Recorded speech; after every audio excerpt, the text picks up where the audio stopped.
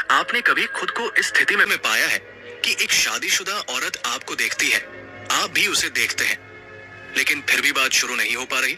दोनों के बीच नजरें मिलती है, पर बात का सिलसिला शुरू नहीं हो रहा। अगर ऐसा है तो ये वीडियो आपके लिए है। यहाँ हम विस्तार से बताएंगे कि इस स्थिति में आपको क्या करना चाहिए ताकि बात आगे बढ़े और चीजें साफ साफ सामने आ सके। सबसे पहले एक बात समझ लीजिए, अगर आप दोनों एक दूसरे को लगातार देख रहे हैं, नोटिस कर रहे हैं, तो इसका मतलब है कि कुछ ना कुछ तो है। लेकिन सिर्फ देखना ही काफी नहीं होता, आपको पहल करनी होती है।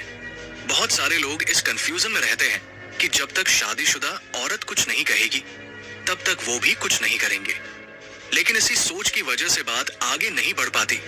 तो चलिए वीडियो शुरू करते हैं। पहली बात, खुद को बेहतर बनाना शुरू करें। अगर आप चाहते हैं कि कोई शादीशुदा औरत आप में दिलचस्पी ले और वो दिलचस्पी बनी भी रहे, तो सबसे जरूरी बात यह है कि आप अपनी पर्सनैलिटी पर काम करें। अपने पहनावे, बोलचाल, आत्मविश्वास और शारीरिक हाव भाव पर ध्यान दें। ये चीजें छोटी लग सकती है, लेकिन इनका असर बहुत बड़ा होता है। जब आप खुद को अच्छा महसूस करते हैं, तो वो आत्मविश्वास आपके चेहरे और व्यवहार में भी दिखता है, और महिलाओं को यही सबसे ज्यादा आकर्षित करता है। दूसरी बात, जरूरत से ज्यादा पीछे न पड़े। अगर आप उस शादीशुदा औरत को देखकर बहुत ज्यादा एक्साइटेड हो जाते हैं, हर समय उसी के बारे में सोचते रहते हैं, हर जगह उसे ही खोजते हैं, तो ये चीज नकारात्मक असर डाल सकती है। क्योंकि अगर शादीशुदा औरत को लगने लगे कि आप बहुत जल्दी आकर्षित हो जाते हैं और बहुत ज्यादा कोशिश कर रहे हैं, तो वो धीरे धीरे आपसे दूरी बनाने लगती है। ये मानव स्वभाव है। हम उसी चीज को ज्यादा पसंद करते हैं जो हमें थोड़ी मुश्किल से मिले। तीसरी बात, एक तरफा इंटरेस्ट न दिखाएं। बहुत बार ऐसा होता है कि लड़का बहुत कोशिश कर रहा होता है, लेकिन शादीशुदा औरत कुछ भी नहीं कर रही। अब सोचिए, अगर आप ही सब कुछ कर रहे हैं, देखना, मुस्कुराना, पास जाना, बातचीत की कोशिश, और शादीशुदा औरत की तरफ से कुछ नहीं आ रहा, तो क्या ये सही स्थिति है? यहाँ आपको समझने की जरूरत है कि दोनों तरफ से बराबर रुचि होनी चाहिए, नहीं तो आप खुद ही थक जाएंगे और फिर शिकायत करेंगे कि कुछ हुआ नहीं। चौथी बात, रिएक्शन देना शुरू करें। अब आते हैं सबसे जरूरी हिस्से पर। जब आप उस शादीशुदा औरत को लगातार नोटिस कर रहे हैं और वह भी आपको नोटिस कर रही है, तो सिर्फ देखना काफी नहीं होता। आपको शादीशुदा औरत की छोटी छोटी हरकतों पर रिएक्शन देना शुरू करना चाहिए।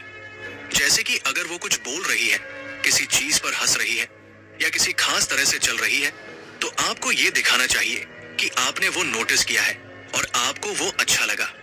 रिएक्शन देने से शादीशुदा औरत को ये समझ में आने लगता है कि आप उसमें इंटरेस्टेड है, और अगर वह भी आप में रुचि रखती है, तो वो भी आपको रिस्पॉन्स देने लगेगी। कभी मुस्कुराकर, कभी आपकी तरफ देखकर, या फिर किसी और अंदाज में।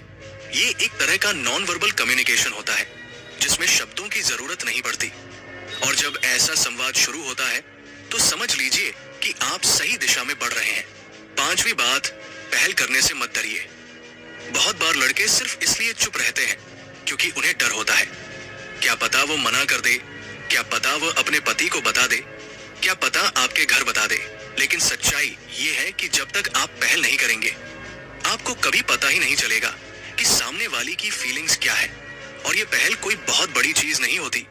आप एक हल्की फुल्की बात से शुरुआत कर सकते हैं, जैसे तुम्हें अक्सर यही देखा है, या तुम्हारी स्माइल बहुत अच्छी है। बस इतना सा कहने भर से कई बार बातचीत की शुरुआत हो जाती है। छठी बात, बात कब शुरू करनी है, ये कैसे पता चले? ये सवाल बहुत से लोगों के मन में होता है। बात कब शुरू करूं? इसका जवाब ही बहुत आसान है।